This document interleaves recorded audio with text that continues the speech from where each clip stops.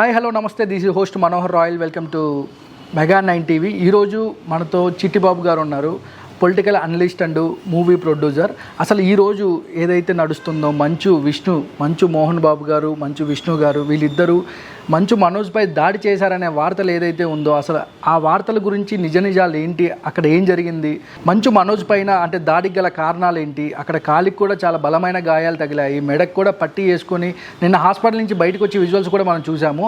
అసలు ఒకసారి అక్కడ జరిగిన అంటే అక్కడ ఏదైతే జరిగిందో గొడవ, దానికి గల కారణాలు ఏంటో మన మోహన్ బాబు గారికి 45 ఏళ్ళ నుంచి ఒక మంచి మిత్రులు, సాన్నిహిత్యంగా ఉండే చిట్టిబాబు గారి మాటల్లో అడిగి తెలుసుకుందాం. చిట్టిబాబు గారికి మోహన్ బాబు గారికి మంచి సాన్నిహిత్యం ఉంది ఇండస్ట్రీలో.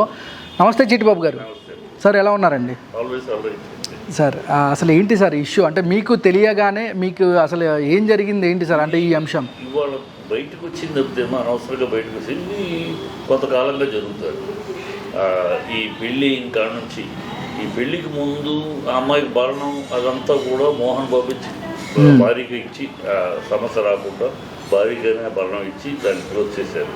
రెండో పెళ్ళి, ఈ పెళ్ళి అన్నప్పుడు ఈ అమ్మాయి యొక్క ఎందుకు మొదటి పెళ్లి విడాకులు తీసుకుంది, తన కొడుకు ఎందుకు మొదటి పెళ్లి విడాకులు అయింది, ఈ అమ్మాయి యొక్క మొదటి పెళ్లి ఎందుకు విడాకులు అయింది, ఈ అధ్యయనం చేసినప్పుడు ఆ అమ్మాయి టెంపర్మెంట్ కానీ ఆ అమ్మాయి యొక్క యాటిట్యూడ్ కానీ మన కుటుంబానికి పనికిరాదు అని మోహన్ బాబు వద్దన్నాడు. ఈ పెళ్ళి వద్దంటే లేదు నేను మీతో లవ్ చేసుకుంటాను మొండి పట్టు పెట్టాడు.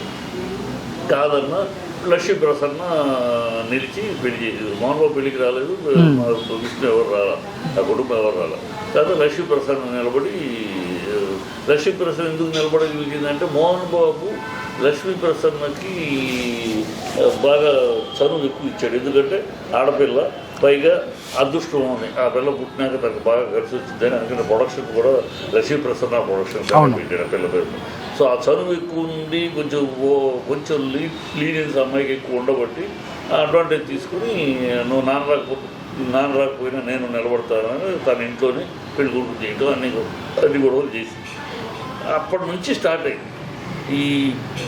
ఇప్పుడు ఒకసారి మోహన్ బాబు ఎలాంటి అంటే నా అనుభవంలో మోహన్ బాబు పక్షపాతం అనేది మోహన్ బాబుకి లేదు. తన స్టాఫ్లోనే తన స్టాఫ్ ఇతర స్టాఫ్లకి షూటింగ్ చేస్తారు, తన స్టాఫ్ ఇతర స్టాఫ్లకి తేడా ఉండదు. సార్ ఒకప్పుడు మీరు ఇప్పుడు ఏదైతే చెప్పారో మోహన్ బాబు గారు అక్కడ హెయిర్ డ్రెస్సర్ ఎవరైతే ఉన్నారో అతని మీద కూడా మోహన్ బాబు గారు దురుసుగా ప్రవర్తించారు, అతని మీద దాడి చేశారనేది కూడా, అంటే మీరు ఇప్పుడు చెప్పిన దానికి కంక్లూజన్ జస్ట్ చెప్తున్నాను. మోహన్ బాబు గారు పక్షపాతి అన్నారు కాబట్టి అంటే పని విషయంలో పని చేయకపోయినా అని కాదు.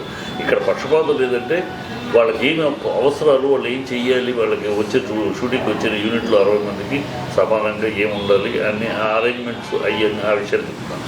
పని విషయంలో రాక్షసులు హెయిర్ డ్రెస్సర్ని ఇంట్లో పిలిచి మరీ బూతులు తిట్టారని కూడా అప్పుడు ఒక న్యూస్ విన్నాం సార్. అది పని విషయంలో ఖచ్చితంగా అది ఎవరైనా సరే ఊరుకోడు. అది హెయిర్ డ్రెస్సర్ అవ్వచ్చు, మేకప్ అవ్వచ్చు, ప్రొడక్షన్ అవ్వచ్చు, ఎవరైనా సరే ఊరుకోడు. పనిలో తప్పు జరిగితే నిర్దాక్షిణ్యంగా తన బిడ్డలైనా సరే ఎవరైనా క్రమం. కానీ బూతులు తిట్టడం తప్పు కాదా సార్? అంటే తన అమ్మని అక్కని అప్పట్లో అంటే హెయిర్ డ్రెస్సర్ చెప్పిన వాదనలు ఇవన్నీ.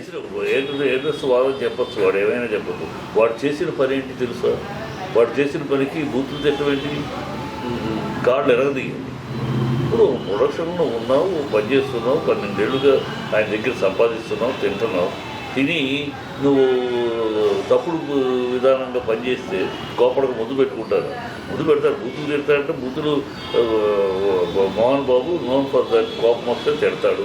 మహామోహన్నే తిట్టాడు, వీడంతా మహామోహన్నే తిట్టాడు. అది ఎందుకు తిట్టాడు? తప్పు ఉన్నప్పుడే తిట్టాడు, ఊరినే తిట్టాడు. మోహన్ బాబు కోపం ఉన్నే పలుకులో పట్టుత్వం, మనసులో. రైట్ సార్, చర్చ పక్క వెళ్ళిపోతుంది. ఇప్పుడు ఏదైతే మీరు కంటిన్యూటీ మన ఈ విషయానికి వస్తున్నాం, దానికి కనెక్షన్ అక్కడే పోదు. అతను చేశాడు. ఇప్పుడు అలాంటి వాడు ప్రతి స్టాఫ్కి పక్షపాతం లేకుండా ఎవరికి కావాలో అన్ని సమానంగా తన స్టాఫ్, తన యొక్క పర్సనల్ స్టాఫ్కి మిగతా స్టాఫ్కి తేడా లేకుండా చూసే మోహన్ బాబు బిడ్డల విషయంలో పక్షపాతం చూపిస్తాడా? పక్షపాతం చూపిస్తాడు. బిడ్డలకి సమానంగా తను ఏమి ఇవ్వాలో ఇచ్చేశాడు. తన తదనంతరం ఏమి ఇవ్వాలో తన దగ్గర రాసి పెట్టుకున్నాడు.